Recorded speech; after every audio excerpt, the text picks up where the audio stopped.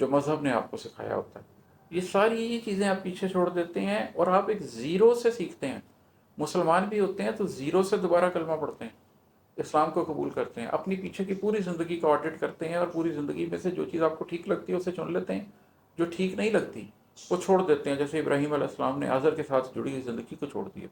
ان کے لیے نہ خاندانی روایات میٹر کرتی ہیں نہ معاشرے کی اقدار میٹر کرتی ہیں، زندگی لگا دیتے ہیں اس کام پہ۔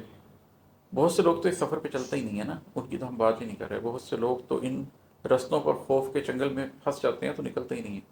لیکن وہ لوگ جو بے باک ہو گئے ہوتے ہیں، جو دشت حقیقت کے سفر پر نکل گئے ہوتے ہیں،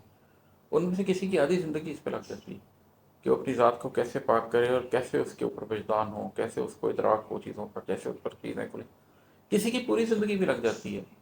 وہ تمام زندگی ان رازوں کو کھولنے میں ہی گزار دیتا ہے۔ بسم اللہ الرحمن الرحیم۔ ابھی میں آپ کو اپنی جو نظم سنانے لگا ہوں اس کا عنوان ہے ارتقا۔ ماڈرن جو ہماری سوسائٹی ہے اس میں ارتقا کو، ایوولوشن کو نسلوں کے حساب سے دیکھا جاتا ہے کہ کیسے نسل در نسل چیزیں ایوالو کرتی ہیں اور کیسے لاکھوں کروڑوں سال میں چیز ایک سے ایوالو ہو کر دوسری چیز کی طرف چلی جاتی ہے۔ لیکن اس ایوولوشن سے زیادہ جو اہم ایوولوشن ہم سب لوگوں کی زندگی میں ہے وہ تو یہ ہے کہ ہم کیسے ایوالو کرتے ہیں ایز اے ہیومن بینگ۔ ہم ایک جگہ سے شروع کر کے دوسری کہاں تک پہنچ سکتے ہیں جگہ، ہم اپنے اندر کی ایوولوشن کیسے حاصل کر سکتے ہیں۔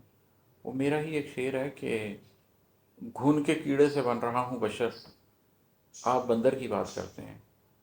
کہ یہ جو ڈاروینین تھیوری ہے جس کے حساب سے ہم بندر ہمارے کزن ہے اور ہم ایوالو کرتے کرتے انسان بن گئے ہیں، آپ کیا باتیں کر رہے ہیں؟ آپ کن چیزوں کی طرف اشارہ کر رہے ہیں؟ میں تو اپنے اندر دیکھتا ہوں تو مجھے نظر آتا ہے کہ میں ایک گھن کا کیڑا تھا اپنے نفس کے اندر، اور میں بشر بننے کی کوشش کر رہا ہوں اپنے قلب کو زندہ کر کے اپنی اسپرچول آگمنٹیشن کے تھرو۔ تو یہ بحث ارتقاء کی بحث کیسے ہے، کیوں ہے، یہ ایک علیحدہ مسئلہ ہے۔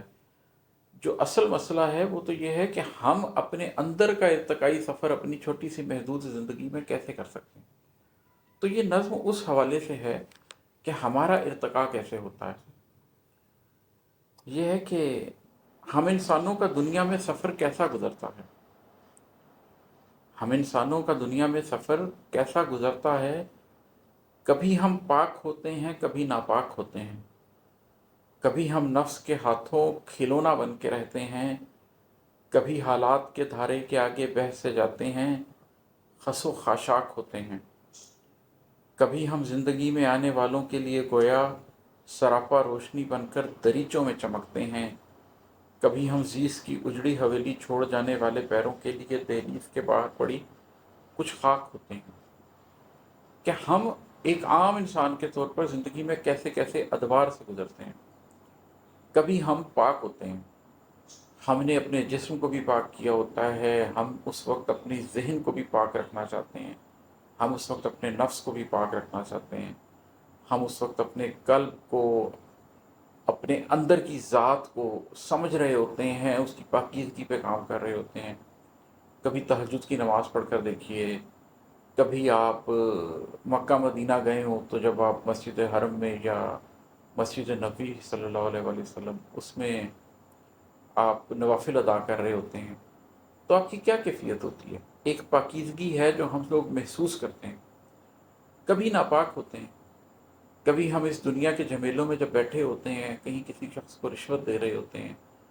کہیں ٹی وی پر کوئی ایسی چیز دیکھ رہے ہوتے ہیں جو ہمیں دیکھنا زیب نہیں ہے،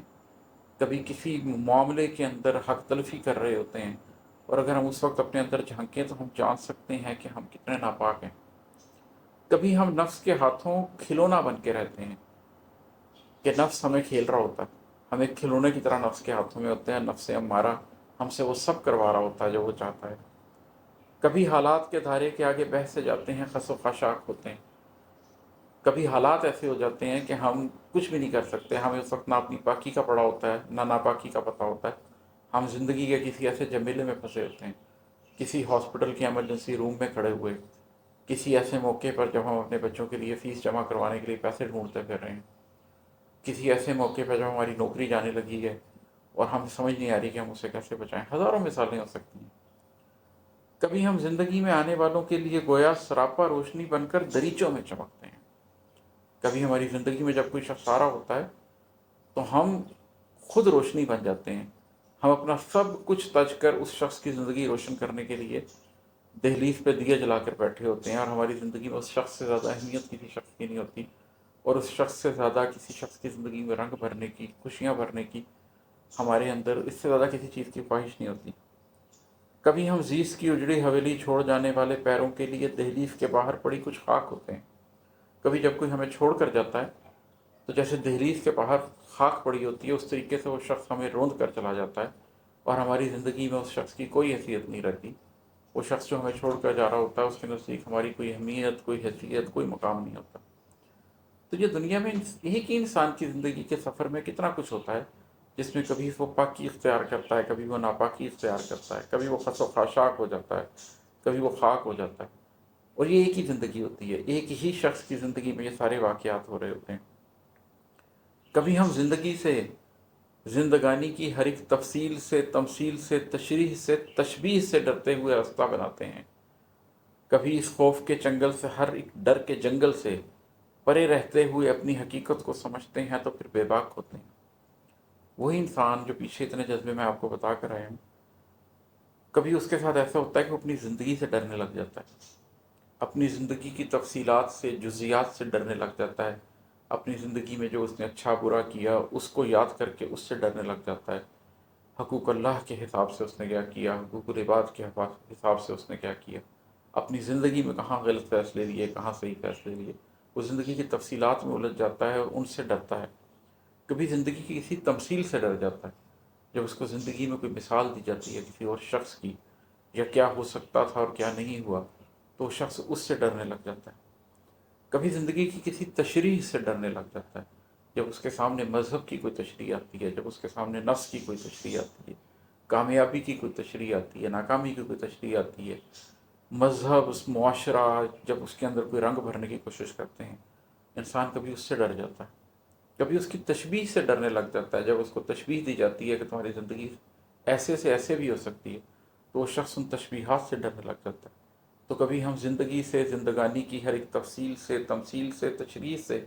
تشبیہ سے ڈرتے ہوئے راستہ بناتے ہیں۔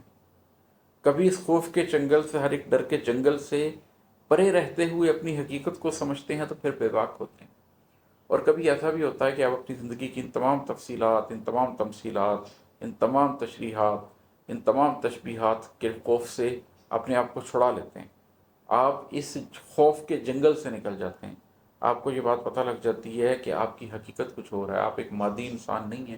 بلکہ آپ کے اندر ایک شعور بھی ہے، آپ کے اندر جذبے بھی ہیں، اور ان سب کے پیچھے آپ کی ایک اسپرچول آئیڈینٹی بھی ہے، ایک روح بھی ہے جو کہ نفس سے لڑ رہی ہے، اور ایک روح بھی ہے جو قلب کے اندر زندہ ہے اور اس قلب کی کنجی کھولنا چاہتی ہے اور اس کے اندر اللہ کا نور بسانا چاہتی ہے۔ تو جب آپ زندگی کی معنویت کو سمجھتے ہیں تو پھر یہ ساری باتیں جو میں پیچھے ڈسکس کر کے ہٹا ہوں کہ یہ ہم انسان ارتقائی طور پر جہاں جہاں سے گزرے ہوتے ہیں، یہ سب پاکی ناپاکی کے سفر، یہ سب کسی کے لیے روشنی بن جانا، کسی کے چلے جانے پر مٹی ہو جانا،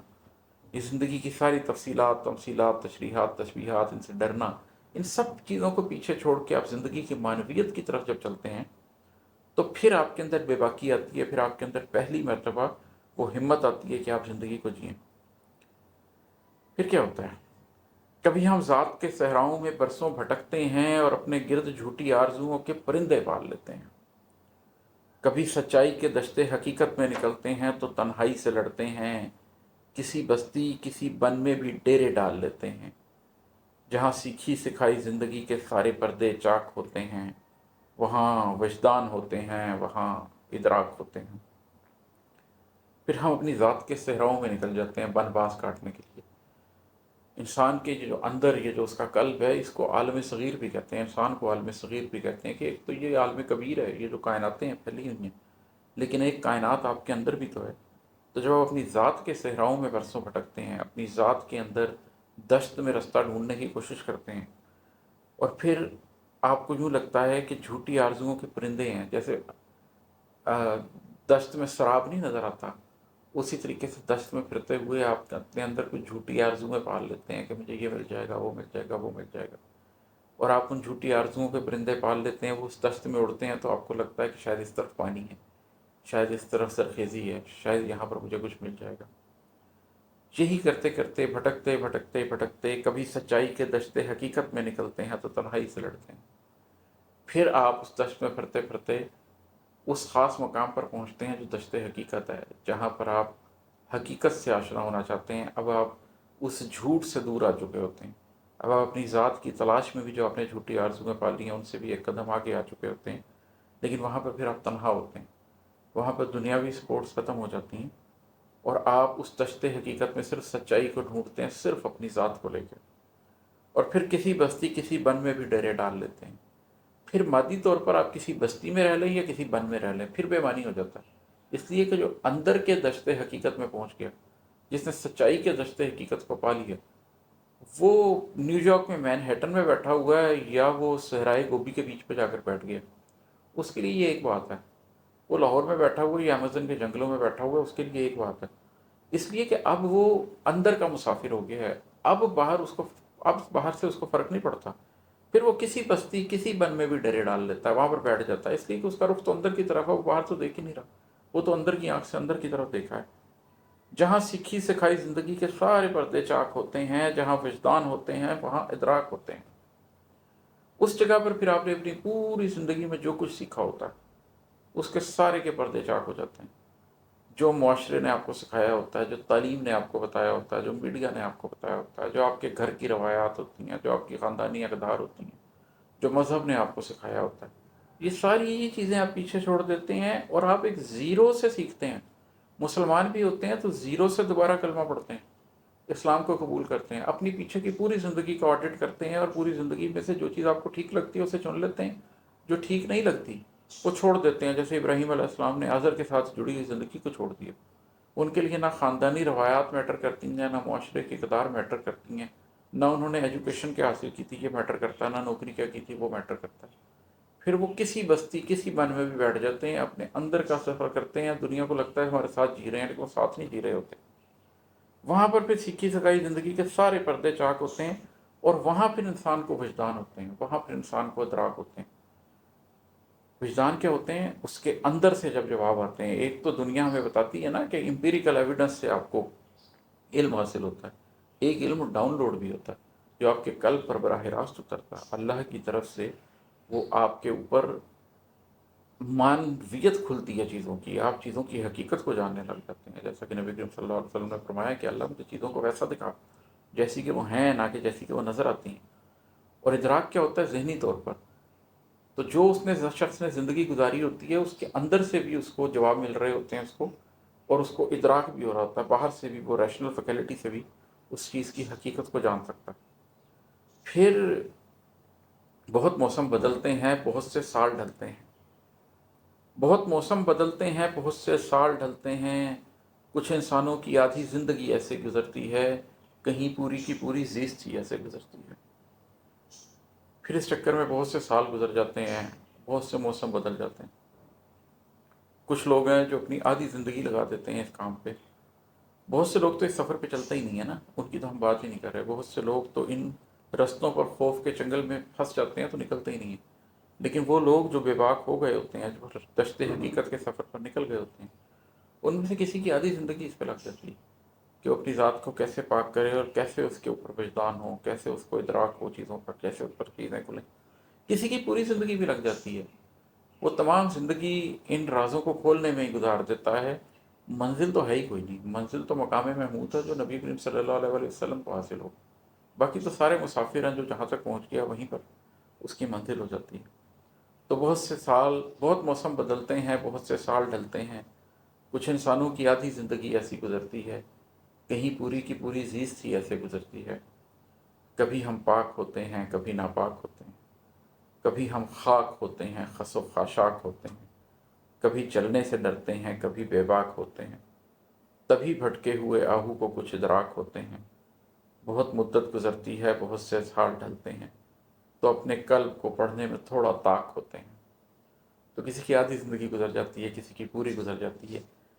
کبھی پاکی حاصل کرتے ہیں، کبھی پھر ناپاک ہو جاتے ہیں، کبھی پھر پاکی حاصل کرتے ہیں، کبھی پھر ناپاک ہو جاتے ہیں۔ کبھی خاک ہو جاتے ہیں، خس و خاشاک ہو جاتے ہیں، کبھی خوف آتا ہے آگے چلنے سے، کبھی بے باک ہو جاتے ہیں اور آگے چلنے کا فیصلہ کرتے ہیں، تب کہیں جا کے اس بھٹکے ہوئے آہو کو کچھ ادراک ہوتے ہیں، کچھ حقیقتیں اس کے اوپر کھلنے لگتی ہیں، بہت سی مدت گزرتی ہے، بہت سے سال ڈھلتے ہیں، تو اپنے قلب کو پڑھنے میں تھوڑا طاق ہوتے ہیں۔ یہ ایک دہائیوں کا سفر ہے، اس دہائیوں کے سفر کو پورا کر کے بہت مدت لگنے کے بعد، اپنی ذات کا بہت بڑا بنواس کاٹنے کے بعد، پھر کہیں جا کر انسان تھوڑا سا طاق ہوتا ہے کہ اپنے قلب کو پڑھ سکے اور اپنی حقیقت سے آشنا ہو سکے۔ تو آپ سارے لوگوں کو بھی میں اس ارتقاء کی دعوت دیتا ہوں کہ زندگی کے سفر میں کہیں سے آغاز کیجئے، ایک ارتقائی عمل سے گزریے اور وہاں تک پہنچنے کی کوشش کیجئے جہاں پر آپ اپنے قلب کو کسی نہ کسی حد تک پڑھ سکیں، اللہ کے نور سے کسی نہ کسی حد تک آپ کی آشنائی ہو سکے۔ بہت شکریہ۔ السلام علیکم۔